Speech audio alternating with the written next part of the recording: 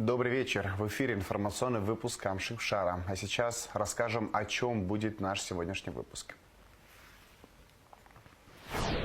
Бадр Гунба встретился с представителями театра имени Вахтангова, находящегося в республике с гастролями. Международный форум по избирательным процессам прошел в Сухуми.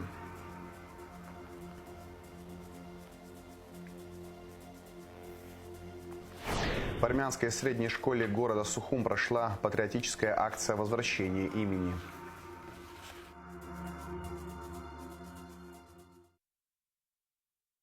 Вопросы обеспечения правопорядка в день выборов в органы местного самоуправления обсуждались на совещании, которое провел президент Бадр Гунба с руководителями правоохранительных органов. Глава государства поручил обеспечить все необходимые условия, чтобы граждане республики могли в спокойной и стабильной обстановке реализовать свое конституционное право на свободное волеизъявление. Всем нужно научиться с уважением относиться друг к другу, в том числе к политическим конкурентам. Прежде всего с уважением к избирателям и к закону. Это базовый стандарт. Конкурируют программы и аргументы, а не давление и сила, подчеркнул президент.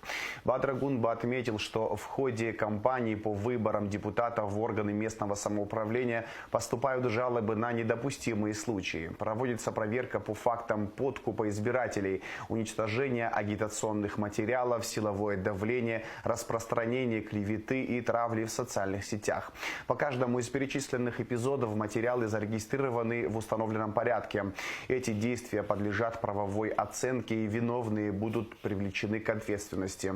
Президент особо подчеркнул, что подобные действия недопустимы ни для какой партии и ни для каких кандидатов. Требования к кандидатам, представляющим действующую власть, должны быть не меньше, а даже больше. Ответственность за это должна быть одинаковой для всех и строго по закону. Закон для всех один, вне зависимости от политической принадлежности или статуса, заявил глава государства. Президент добавил, что в соответствии с законом будет обеспечен честный и прозрачный избирательный процесс. Прошу не поддаваться на провокации ни с чьей стороны и 8 ноября прийти на свой участок, чтобы сделать свой выбор. Только правовая дисциплина и гражданская ответственность обеспечивают доверие к результатам выборов, отметил Бадр Гунба. Весь личный состав МВД переведен на усиленный режим несения службы в целях охраны общественного порядка и обеспечения общественной безопасности на территории избирательных участков, сообщает пресс-служба МВД. Нести усиленный режим работы 8 ноября будут более 500 сотрудников в 161 избирательном округе на 211 избирательных участках. МВД готово оперативно реагировать на все правонарушения, обращения и жалобы граждан. Проводится вся необходимая работа по недопущению нарушений выборного процесса. Экс-председатель Верховного суда Абхазии, почетный доктор Академии наук Абхазии Георгий Колбая награжден орденом Махц Апша второй степени.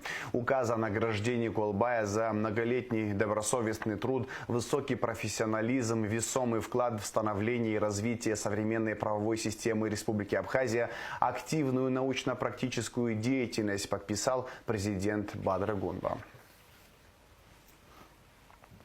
Бадр Гунба встретился с государственными и общественными деятелями Сократом Джинджоли, Олегом Домения и Валерием Гурджуа. Обсуждался вопрос увековечения памяти трагически погибшего выдающегося ученого, государственного деятеля Станислава Лакоба.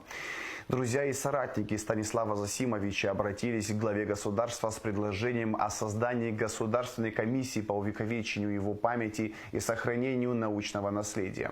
Президент Бадр Гунба отметил, что сохранение памяти о таких выдающихся личностях и их вкладе в развитие страны является важной государственной задачей. Глава государства рассказал, что незадолго до трагического события встречался со Станиславом Лакоба и подчеркнул, что договоренности, достигнутые тогда, непременно будут реализованы. Президент заверил, что в ближайшее время комиссия по увековечению памяти Станислава Лакоба и сохранению его научного наследия будет создана.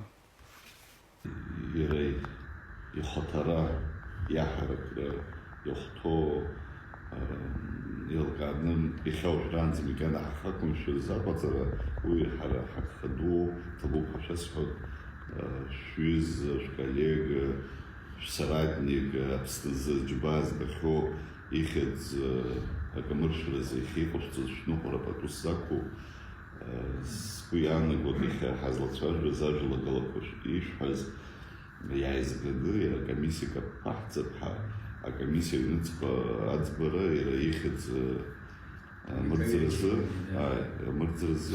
комиссия пахцецера ацклапша зызывала комиссия с шумипного шартки хацкалара зужут хаскуяны. Бадр Гунба встретился с ректором Щукинского училища, народным артистом России Абхазии Евгением Князевым и директором театра Вахтангова Кириллом Кроком. В встрече приняли участие заместитель министра культуры Динара Смыр и генеральный директор Государственного русского театра драмы имени Фазиля Искандера Ираклий Хиндба. Позвольте еще раз поприветствовать вас, Кирилл Игоревич, уважаемый Евгений Владимирович. Рады вас видеть. Знаем, что в Абхазии проходят гастроли. Вчера первый моноспектакль имел аншлаг, переполненный зал. И знаю, что на предстоящие спектакли то же самое. Абхазская публика рада видеть профессиональных театралов. Мы рады, что именно коллектив, который вы возглавляете, сегодня находится в гастролях у нас в Абхазии. Это замечательная история. И надеюсь, что это будет большой традицией ежегодно посещать нашу страну. Позвольте поприветствовать вас, поблагодарить за такую возможность, которую вы оказали абхазскому зрителю. Мы гордимся взаимодействием и сотрудничеством людей культуры. Это очень важное направление. Именно культура сближает наши народы, наши государства. Культура всегда была основой для наиболее тесных, добрых, искренних взаимоотношений. У меня даже язык не поворачивается сказать, что дорогой гость, вы дорогой друг для нашей страны. Еще раз не могу не вспомнить 2014 год, когда мы совместными усилиями впервые более чем за 30 с чем-то лет направили наших молодых будущих профессионалов, которые сегодня блистают на сцене и Русского драматического театра имени Фазиля Искандера, и на сцене Абхазского государственного театра имени Самсона Джанова. Так что все, что мы тогда сделали, реализовали сегодня, дает нам возможность гордиться этим. Уверен в том, что мы и далее сосредоточим свои усилия на воспитании крепкой молодежи, культурной молодежи, которым нести все, как говорится, бремя ответственности за уже новые свершения. Ираклий Ревазович, спасибо вам огромное за ту работу, которую вы проводите. Она ощутима, и очень приятно, что Абхазию воспринимают именно в том числе и театральной страной, где сохраняются и приумножаются славные традиции абхазского театрального искусства. У нас есть кем гордиться. Мы гордимся поколениями театралов, которые сделали все, что от них зависело, и все для сохранения нашей самобытной культуры. Спасибо вам, во-первых, за приглашение в вашу страну, что мы приехали. Мы действительно в истории более столетнего Вахтангского театра обнаружили, что так как-то сложилось, что за 105 лет театр Вахтангова никогда не был в Абхазии. Вот. И когда мы много лет назад начали говорить с Ираклием о том, что нужно приехать, я тогда сказал, да, слушай, это какая-то невосполнимая брешь, которую нужно немедленно заполнить, чтобы театр обязательно мог смело говорить, что мы были в Абхазии на гастролях. Ираклия мы знаем очень давно, он всегда желанный гость в Вахтангском театре. Но первый шаг сделан, и давайте думать дальше, давайте развиваться. Мы, честно говорю, у нас в театре 6 сцен, и у нас много спектаклей, которые идут на разных сценах, не обязательно исторических. То есть нам есть чего к вам всегда привести в гости. И я думаю, что это надо сделать какой-то хорошей, может быть, традицией. Мне приятно и радостно, что наша страна, Россия, большие гастроли, которые, в общем-то, предполагаются по России, она решается и проводит в других странах. И вот Абхазия одна из первых стран, куда мы поехали с программой «Большие гастроли». Это говорит о том, что наши взаимоотношения очень близки, и они будут дальше развиваться. Ректора Щукинского училища народного артиста России Абхазии Евгения Князева и директора театра Вахтангова Кирилла Крока приняли в Народном собрании. На встрече со спикером парламента Лашей Ашуба обсуждались вопросы укрепления культурных связей между Абхазией и Россией. Подробности в материале Шазины Ханагуа.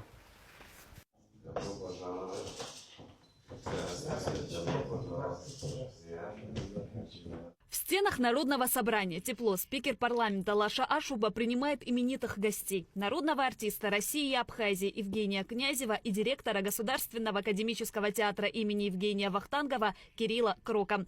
Для нас большая честь встречать таких выдающихся деятелей современного искусства в парламенте, подчеркнул Лаша Ашуба. Мы знаем ваш вклад в развитие культуры Абхазии, в развитие театрального искусства. Население Абхазии с большим уважением относится к вашему театру, к университету имени Щукина. И, конечно же, мы видим ваше постоянное присутствие в нашей театральной жизни. Евгений Владимирович, вы стали практически неотъемлемой частью абхазской культурной жизни. Нужно сказать, что вот мэтр вашего театра в один из самых знаменательных дней этого года, в день открытия Абхазского аэропорта, прилетел на первом самолете. В свою очередь, директор Государственного академического театра имени Вахтангова Кирилл Крок поблагодарил за прием и добавил, что за 105 лет своей истории театр ни разу не был в Абхазии, и это нужно было исправить. Благодаря настойчивости Ираклия, его одержимостью театром, мы его знаем очень давно. Он, так сказать, приезжал к нам и на учебу в театр, и просто на консультации. Вообще, я еще раз хочу сказать, что человек, который смотрит почти все самые знаковые премьеры в Москве и в Питере, для того, чтобы привести сюда, в свою страну, в Абхазию, понимать контекст театральной деятельности, которая происходит в том числе и в России, и в мире, и этим самым обогатить свою, так сказать, национальную культуру, знаете, это очень редко бывает. Русский драматический театр имени Искандера, где основу труппы составляют абхазские актеры, демонстрирует высокий уровень владения русским языком. Во время встречи народный артист России Евгений Князев обратился к Ираклию Хиндба с предложением включить в репертуар постановки на абхазском языке. Он подчеркнул, что такие спектакли могут быть небольшими, возможно, детскими. Где язык начинается? В семьях. А куда привести ребенка, где, чтобы он лучше услышал это? Я предлагаю сделать какие-то детские спектакли для абхазов. И пусть это будет новатором русский театр. Театр, который на сегодняшний день успешно существует. Ираклий сам абхаз, ребята абхазы работают. Разницы-то никакой нет. Это русский театр, только он так называется. То, что эти гастроли действительно важны, подтверждается вниманием публики. На спектакле «Пиковая дама» в день открытия не было ни одного свободного места. Были открыты даже технические ряды, так как театр не мог вместить всех желающих посмотреть постановку. Ираклий Хиндба также добавил, что по их оценкам из почти 500 зрителей около 220 специально приехали в Сухум из Сочи, Краснодара, Ростова-на-Дону и даже из Москвы. Для экономики города, да, это очень серьезная история. И уверен, что и сегодня, и завтра, и послезавтра это все будет происходить. И вот как культура продвигает не только имидж страны, но и экономике помогает, и туристический потенциал, естественно, усиливается, потому что, да, Абхазия небольшая страна, но таким образом мы можем нарастить свои возможности, и привлекательность свою, и так далее. И это действительно очень серьезный проект, и без поддержки Министерства культуры России, лично Ольги Борисовны Любимовой, без Росконцерта, который реализует программу «Большие гастроли», он, конечно, не состоялся бы. Ираклий Хиндба отметил, что в Абхазии стремятся развивать культуру, в частности театральную, приближая ее к высоким стандартам. В качестве примера он привел театр Вахтангова. Мы понимаем, что есть такая планка высокая, и мы не хотим, чтобы вот мы вчера об этом тоже, кстати, с Кирилловичем говорили, чтобы не было даже налета провинциальности какой-то. Вообще в целом в нашей культуре. Потому что у нас город Сухум – это столица независимого государства. Да, Сухум это не примет и не должен принимать такие вещи. Поэтому должен быть хороший вкус, стремление вот к таким высоким стандартам и открытое сотрудничество. Всего театр имени Вахтангова покажет в Сухуме 4 спектакля. Его приезд организован в рамках программы «Большие гастроли». Шазина Ханагу, Гугуца Вардани, Раму Камке, Абхазское телевидение.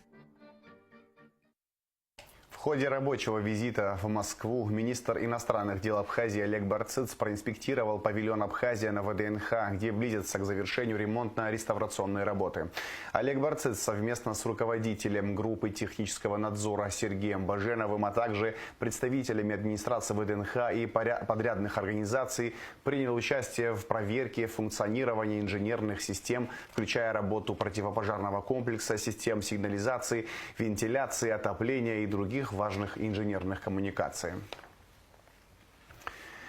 Ушла из жизни ученый-языковед, профессор АГУ, кавалер ордена Ахт-Апша третьей степени, ветеран труда Раиса Константиновна Гублия. Уход из жизни Раисы Константиновны – большая утрата не только для отечественной науки, но и всего абхазо-адыгского языкознания. Талантливый ученый, педагог. Она активно участвовала в национально-освободительном движении абхазского народа, демонстрируя высокую гражданскую позицию и мужество. Является подписантом известного обращения абхазского народа, получившего название «Письмо 130», говорится в сообщении АГУ. Раиса Гублия является автором и соавтором десятков научных трудов, монографий и учебных пособий по современному абхазскому языку, а также работ по абхазо-адыгской этимологии. Принимала активное участие в составлении академической грамматики абхазского языка, тесно сотрудничая с Абхазским институтом гуманитарных исследований имени Гулия Академии наук Абхазии. Вопросам противодействия незаконному обороту наркотических средств и обобщению судебной практики по данной категории уголовных дел за 2023-2024 годы посвящалось координационное совещание руководителей правоохранительных органов Абхазии, состоявшееся 7 ноября под председательством генерального прокурора Адгура Агарба. С основным докладом выступила начальник Следственного управления Генеральной прокуратуры Тамила Бигвава. Проблема незаконного оборота наркотических средств является одной из самых острых угроз современному обществу. Она затрагивает не только здоровье нации, но и основы национальной безопасности, экономическую стабильность и нравственное состояние общества, отметила Бигвава. Она привела данные динамики выявленных преступлений по фактам незаконного оборота наркотиков. Так, в 2021 году зарегистрировано 238 преступлений, в 2022 году 255, в 2023 году наблюдался резкий спад выявленных преступлений – 192. В 2024 году зарегистрировано 168 преступлений. Международная конференция «Выборы в многополярном мире. Суверенитет, доверие и трансформация электоральных процессов» прошла в Национальной библиотеке имени Папаскир. Организатором конференции выступила Центральная избирательная комиссия Абхазии. В конференции приняли участие представители ЦИК Абхазии, Южной Осетии, Приднестровья, членов ЦИК России, а также международных экспертов из Италии, Кении, Франции, Сербии, Кореи, Аргентины и Эфиопии. Гугуца Вардани расскажет подробности. Сегодня в конференц-зале Национальной библиотеки звучат выступления на разных языках. Здесь, в преддверии выборов в органы местного самоуправления, собрались не только абхазские эксперты, но и гости из России, Южной Осетии, Европы, Азии, Африки и Латинской Америки. Открыл встречу глава Центра избиркома страны Дмитрий Маршан. Мы пригласили вас для того, чтобы у нас на родине, в Республике Абхазия, обсудили электоральные процессы, избирательное право. Вы специалисты во многих областях, разбираясь в данных вопросах. Я думаю, что на этой площадке у нас будет возможность обменяться опытом. Тема международной конференции – «Выборы в многополярном мире. Суверенитет, доверие и трансформация электоральных процессов». Конечно, в этих вопросах, особенно в эпоху глобальных перемен, важную роль играет международный опыт, отметили на мероприятии. И в эпоху таких глобальных вызовов Мне хочется сказать, что доверие общества и трансформация всех избирательных систем, она, конечно же, является ключевым фактором стабильности государства. Общественная палата Республики Абхазия всегда выступала за открытый диалог, конструктивное взаимодействие. Мы уверены, что совместными усилиями, обмениваясь опытом, лучшими практиками, мы сможем найти эффективные решения для укрепления демократических институтов и обеспечения справедливых и прозрачных выборов. Как адаптировать существующую избирательную систему к различного рода трансформациям, сохраняя при этом ее надежность и легитимность. Именно поэтому сегодня мы собрались здесь, чтобы постараться вместе осмыслить эти вызовы, поделиться опытом и найти пути решения стоящих перед нами задач. Член Центральной избирательной комиссии Российской Федерации Павел Андреев подчеркнул, что Абхазия становится популярным направлением не только в области туризма, но и для деловых поездок. В своем выступлении он рассказал об основных вызовах избирательной системы, которые сегодня стоят в мире. Одна из тем – выстраивание диалога с молодежью. В России, и насколько я понимаю, в Абхазии, может быть, Дмитрий Зурович меня поправит, но процент молодых избирателей, он составляет порядка 25%. В то время как во многих странах Азии, Африки, Латинской Америки процент молодых избирателей составляет 40, 60 и даже больше процентов. Если даже для нас, и это такая 25% это значимая цифра, то в других странах молодежь является подчас критической массой, от которой зависит легитимность избирательных процедур. И поэтому, наверное, неудивительно, что избирательные органы во всем мире крайне озабочены темой выстраивания диалога, коммуникации с поколением Z, с молодыми избирателями 18-35. Новые подходы к наблюдению за выборами в новом мировом порядке, принцип невмешательства и международное наблюдение, баланс в многополярном мире, национальные избирательные стандарты как важнейшая часть суверенитета страны, современные молодежные проекты в избирательной сфере. Международные эксперты представили доклады на эти и другие темы. Дипломат-основатель Международной дипломатической обсерватории из Итальянской республики Вито Гритани в Абхазии частый гость. В республику приезжает как на свою вторую родину. Вот и сегодня прибыл в Сухум на международную конференцию с докладом. Особенно радует, что конференция сегодня проходит здесь, в Сухуме. В начале этого года мы с моими коллегами из Италии уже приезжали сюда в качестве международных наблюдателей на президентских выборах, где смогли лично убедиться в приверженности Абхазии к стремлению развивать демократические стандарты в этой области. Мы убеждены, что без доверия невозможна демократия. Можно построить самую совершенную систему голосования, но если граждане не верят в ее честность, она теряет смысл. Поэтому главная задача наблюдения – укреплять доверие. Также в рамках международной конференции свои доклады зачитали гости из Южной Осетии, Приднестровской Молдавской Республики, Никарагуа, Аргентины, Кении, Эфиопии, Сербии, Франции и Италии. Гугут Савардания, Ахрамичпа, Абхазское телевидение. С Нового года в Гагре начнет работу отделение милиции на водном транспорте. Структурное подразделение линейного управления внутренних дел на транспорте сообщается на сайте МВД. Основные цели – обеспечение безопасности при движении водного транспорта, в частности, маломерных пассажирских судов, предотвращение преступлений и правонарушений, оперативное реагирование на аварии и чрезвычайные ситуации в акватории. Начался прием заявок на конкурс для абхазских журналистов и блогеров «Взгляд-2025». Он проводится представительством Россотрудничества для популяризации объективной журналистики в области сотрудничества Абхазии и России. В этом году номинаций 12. Призы и дипломы будут вручаться за лучший теле- или радио- или печатный материал, лучший фоторепортаж, лучший материал на интернет-ресурсах. Тематические номинации связаны с деятельностью Русского дома в республике, столетием народной дипломатии, 80-летием Победы, 80-летием со дня рождения Владислава Арзенба, добровольческим движением в годы Отечественной войны народа Абхазии, тематикой СВО. Прием заявок осуществляется до 28 ноября включительно. Принимаются работы на русском и абхазском языках, опубликованные после 14 ноября.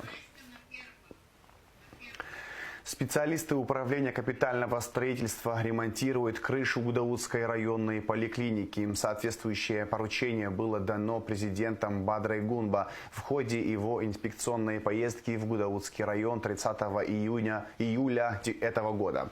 На текущий момент работы в активной фазе. Из 1500 квадратных метров кровли уже заменено около 500.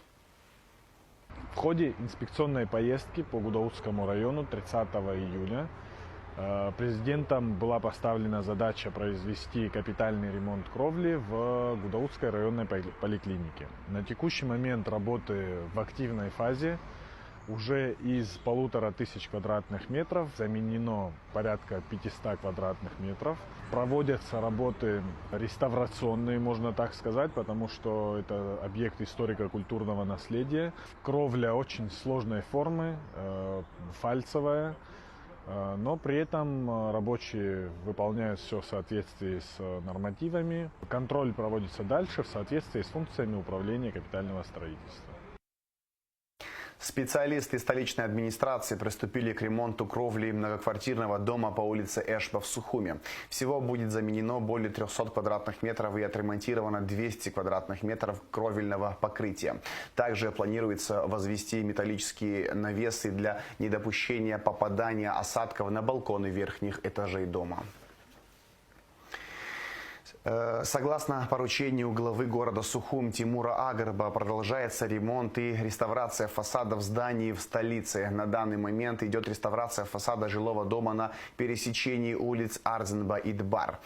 Данный дом входит в перечень объектов историко-культурного наследия. Здание стоит на балансе РУП абхазских железных дорог, поэтому ремонт производится совместно с АЖД.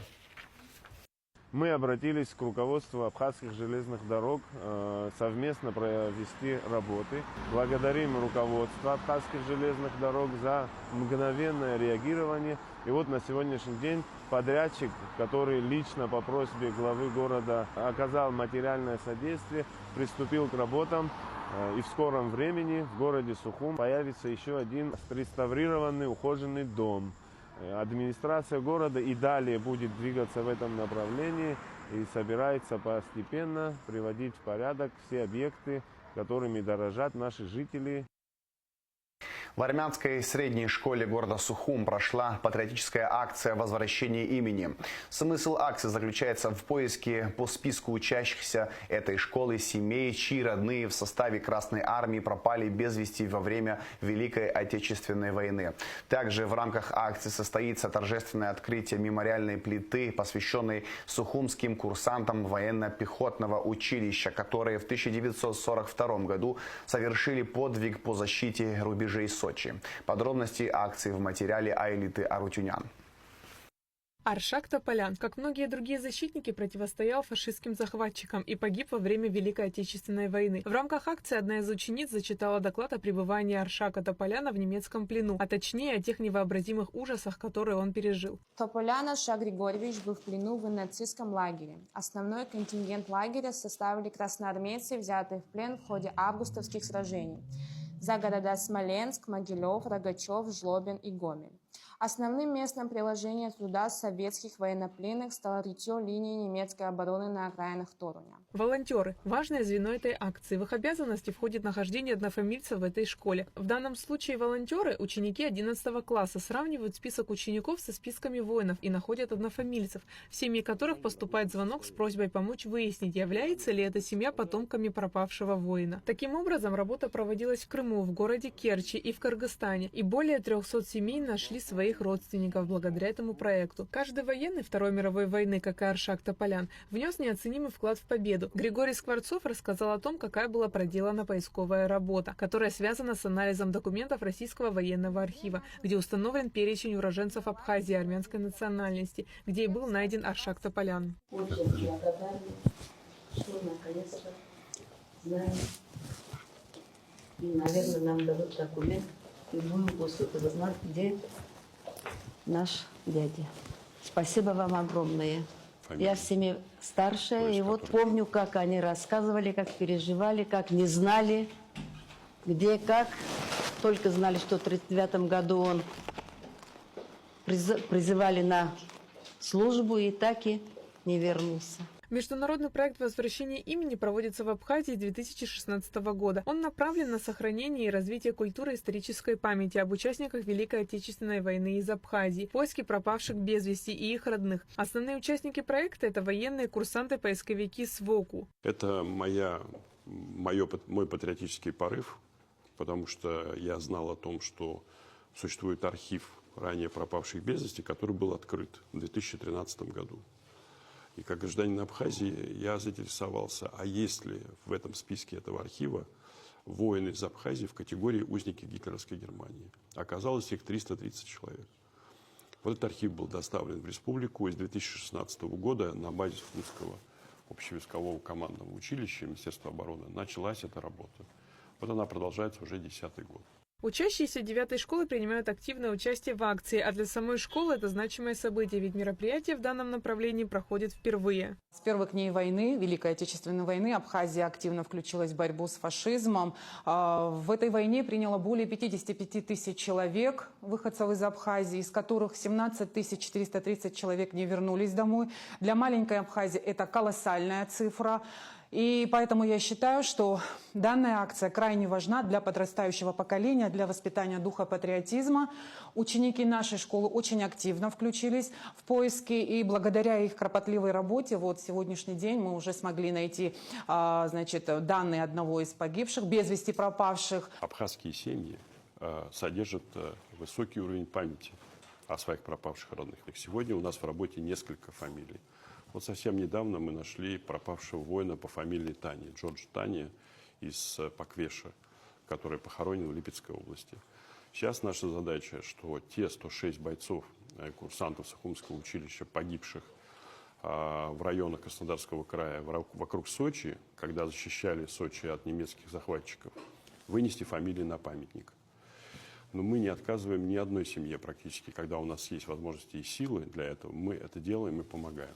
Также в рамках акции состоится торжественное открытие мемориальной плиты «Сухумские курсанты», посвященной сухумским курсантам военно-пехотного училища, которые в 1942 году совершили подвиг по защите рубежей Сочи. Мероприятие проводится по решению собрания города Сухумы при поддержке столичной администрации. Завтра в 11:30 на улице Джелия, 14, Турбаза, где пансионат парк Баграта, состоится торжественное открытие мемориальной плиты, посвященной сухумским курсантам пехотного училища, которые в 1942 году совершили подвиг по защите рубежей Сочи.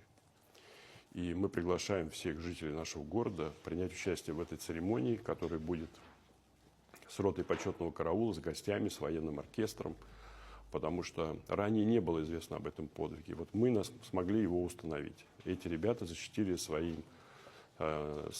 фактически своей грудью от наступающих немецких дивизий город Сочи и Черный берег России, Черноморский берег России. Существование таких акций – очередное доказательство, что никто не забыт и ничто не забыто. Героев, спасших мир от фашизма, будут помнить века. Аэлита Арутюнян, Юрий Арцебашев, Абхазское телевидение. А сейчас расскажем о погоде. В выходные дни 8 и 9 ноября в Абхазии не ожидается осадков. Температура воздуха ночью 9-14, днем 20-25 градусов тепла. Температура морской воды плюс 17 градусов.